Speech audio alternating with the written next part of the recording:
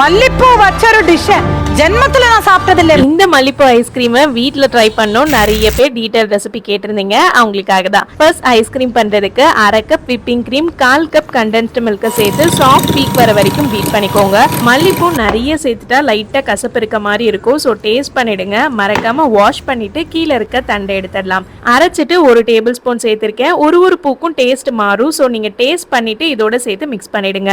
Instant ஃப்ரீசிங்க்கு try ice இல்ல liquid nitrogen use பண்ணலாம். என்கிட்ட அது இல்லாதனால பிளேட்டை நல்லா ஃப்ரீஸ் பண்ணிட்டு இந்த மாதிரி பைப் பண்ணி திருப்பி ஃப்ரீசர்ல வச்சு எடுத்திருக்கேன். மோல்டு இருந்ததுன்னா நீங்க அதுலயும் ஆட் பண்ணி நல்லா ஃப்ளவர் ஷேப்ல கொண்டு வரலாம். அடுத்து தேங்காய் பால்ல கேவியர் பண்ண தேங்காய் பால் கூட அகரக சேர்த்து மிக்ஸ் பண்ணிட்டு சக்கரை கொஞ்சம் சேர்த்து 2 நிமிஷம் குக் பண்ணி எடுத்துக்கோங்க.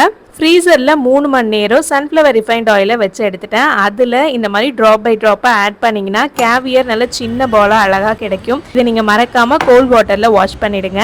இப்போ ரைஸ் பேப்பர் பண்ண கார்ன்ஃப்ளவர், அரிசி மாவு, உப்பு 3த்தையும் தண்ணி ஊற்றி மிக்ஸ் பண்ணிடுங்க. கிட்டத்தட்ட நம்ம ஊர் வத்தல் மாதிரி தான். அரிசி மாவு திக்கானதுக்கு அப்புறம் ஆஃப் பண்ணிட்டு நல்லா தின்னா ஸ்ப்ரெட் பண்ணிக்கோங்க. நீங்கள் சன்லைட்லேயும் நல்லா ட்ரை பண்ணி எடுத்துக்கலாம். நான் அவனில் பேக் பண்ணிட்டு எண்ணெயில போட்டு ஃப்ரை பண்ணிட்டா வத்தலும் ரெடி ஆகிடும். அடுத்து சாயில் பண்ணுறதுக்கு கோதுமை மாவு எடுத்திருக்கேன். இதோட சக்கரை, உருக்குன வெண்ணெய் அண்ட் ஒயிட் சாக்லேட் சேர்த்து மிக்ஸ் பண்ணிட்டு அவனில் 10 நிமிஷம் பேக் பண்ணி எடுத்தீங்கன்னா சாயில் ரெடி ஆகிடும். கடைசியாக ரொம்ப ட்ரிக்கியான பார்ட் அந்த ஒயிட் சாக்லேட் ட்ரீ.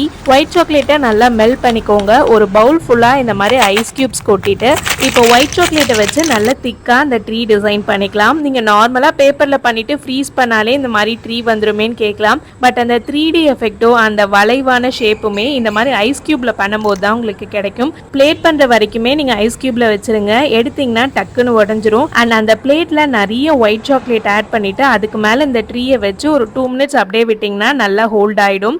என்னோட பர்சனல் ஃபேவரேட் இந்த ஐஸ்கிரீம் தான். ட்ரீ பண்றதுக்கு ஒரு 5-6 டேக் போச்சு. ஆனா பார்க்க அழகா இருக்கு. உங்களுக்கு எது பிடிச்சிருக்குன்னு சொல்லுங்க.